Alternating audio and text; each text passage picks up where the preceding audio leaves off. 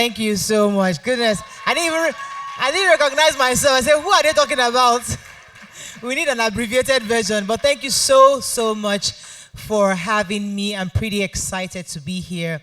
When I was asked to come, I was, because I always decline speaking engagements because, that's Tokwe's area. She likes to speak. I like to just be at the back, But in recent times, I've been telling myself, you need to start coming out more. So I'm grateful, Ma, for inviting me today.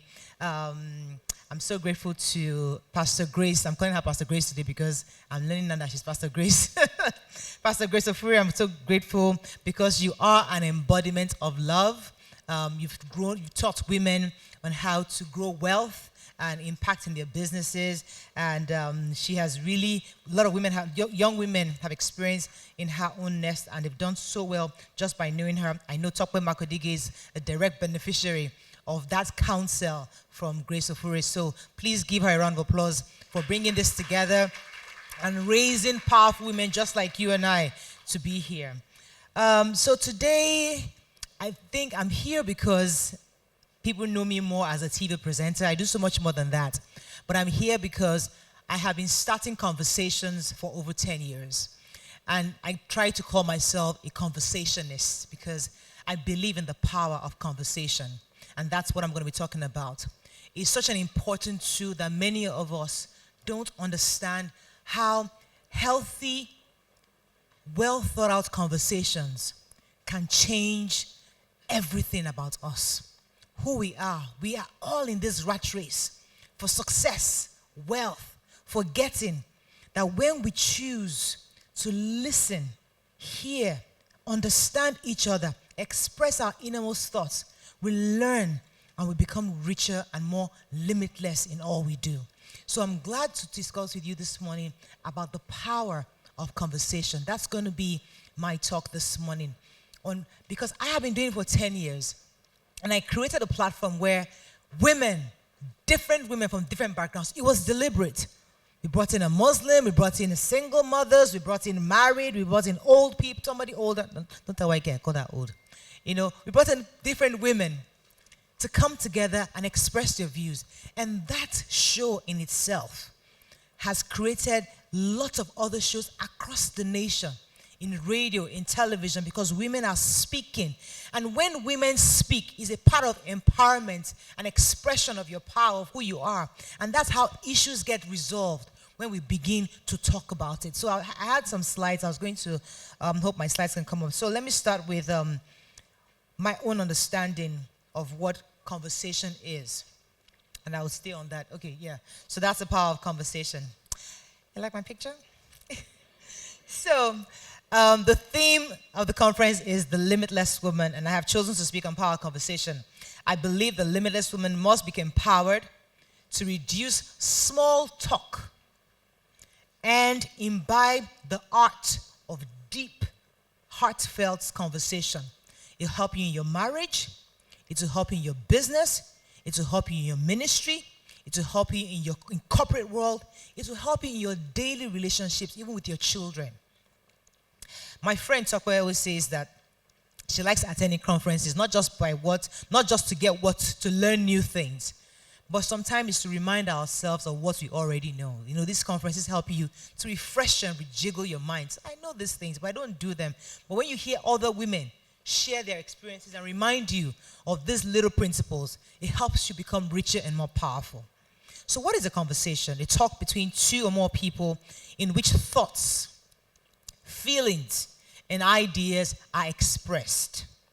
Questions are asked and answered, or news and information is exchanged. This is such an important definition because it encapsulates the purpose of what I'm about to say.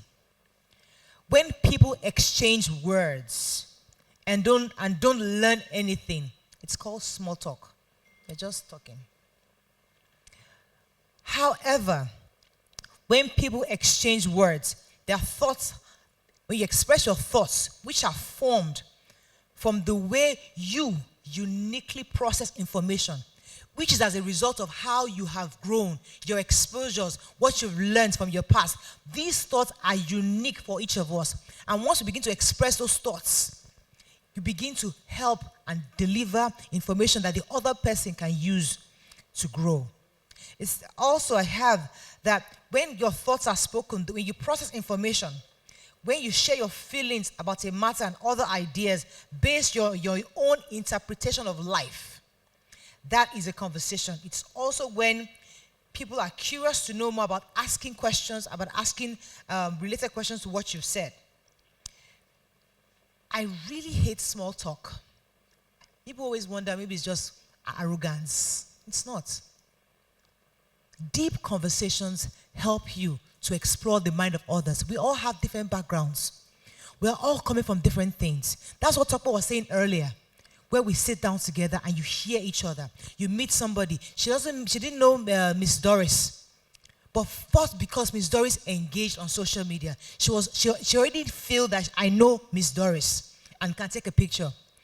You see, we take lightly what conversation does to us because we're in the world of texting, posting, Twitter, abbreviated comments. We sit down and we wrap things up very quickly and we're done, forgetting that the person you're talking to has a wealth of knowledge to share. Conversation gives you social support. I'll come to that. Whether you talk to your friends, colleagues, family members, or information sharing, advice giving, or just to vent, this process, you put things in perspective, which helps build resilience and cope better when things don't go according to plan. Our parents and pastors will tell you, keep your problems to yourself. I grew up being told that. Don't tell anybody you. It's just your problem. It's just you and your husband. You solve it. Now lie. You see, then it was a problem because the women were not empowered to be able to decipher what is good advice, what is bad advice. But we must speak. You find your own circle, your own small circle, and tell them, listen, this man is doing this woman is doing this business is going like this. What do you think? Because you are an empowered woman today, based on what you get, you can know if you're getting good advice. But please, by all means, speak. The power of conversation. You see, in Africa, we've held ourselves down so long by hushing everything. I was sharing a story that when I was trying to travel to the US to have my first child, and you know, back then, it was 11 years ago, it was not as popular, and now everybody has traveled abroad to give birth to children. Back then, there were so many people doing it. And me, I wanted to do it. And I kept quiet. Shh, hey, don't tell anybody. You didn't tell anybody. Only husband knows. Between me and husband, planning how we're going to go abroad and have children, do this. When I got to the abroad, I was sent back. Because I lied that I was not pregnant. I was 38 weeks. How can you lie? I mean, I was such a stupid person. How can you lie? You are 38. In my mind, I wore baggy shirts, you know, and they said, are you pregnant? I said, no. I said, Even me, I'm thinking, I'm like, Morayo. The woman saw me. Are you pregnant? I said, no. Okay. Can I have your bag? I gave her my bag. Of course, she checked my bag and saw my medical reports. I was 38 weeks. Come on. But I didn't talk about it. I didn't tell anybody. I didn't call a friend that has traveled abroad before. I didn't call anybody. I just know that they are traveling abroad. Oh, yeah, let us go and get visa, travel abroad. Me that I should know better, that I had lived there before. I would think that you would know. You would think I would know better. But it's this hush thing, this African mentality. Don't tell anybody you had. Some of us have traveled their jackpot. It's after they land, they'll tell us, I am in America or I'm in Canada. We just saw it yesterday now. You see, those things are good, but there are reasons why people do that. But the reason why I'm saying that we need to remind ourselves of the power of expressing yourself, because it will even let you live longer, healthier, when you bring out your heart. And that's what I do on the show every single day. The ladies look so good talking, and I love it that they look good talking. And somebody wants to, I want to host the show. And you're forgetting that my own job on the show is to make them look good. You don't hear my views. Do I talk? I hardly talk. I just throw in spanners in the wheel to make them look good. Because the fact that I'm a moderator alone, the camera is always, I'm already looking, the people already see me. I am seen. You are the host, you are starting the show, they see you. But you gotta let the ladies talk. And that's what people miss when they go moderate events or moderate. They want to be the one with the mic. Forgetting that the experts, people want to hear, bring out the juices in these people. That's the power of conversations. Because every engagement, because I love the interactive sessions when we start asking questions. Because then you get people talking, then you learn, then you write things down. I was just saying, okay, so I was going by that is one of the most dangerous advice we were raised with. I mean, no one asking you to bring your problems to the world, to the whole world, but you must have a circle where you share your burden. What are scientists saying about conversations? Harvard neuroscientists have said that talking about our own beliefs and opinions, rather than those of other people, stimulates the mesolimbic dopamine system, which is associated with the motivation, rewarding feelings we get from food, money, and sex. As I'm talking right now, I'm feeling empowered. Is that feeling you get after a good sex? That feeling you get after a good, fantastic meal? Because your juices are... Oh, sorry. This is a... Amabino. Hey, Jesus Christ. I'm so sorry. Blood of Jesus. Hey. Okay, so... what I meant to say is that when you are speaking, you are empowered. Let me please don't tell Madam Grace I said that too.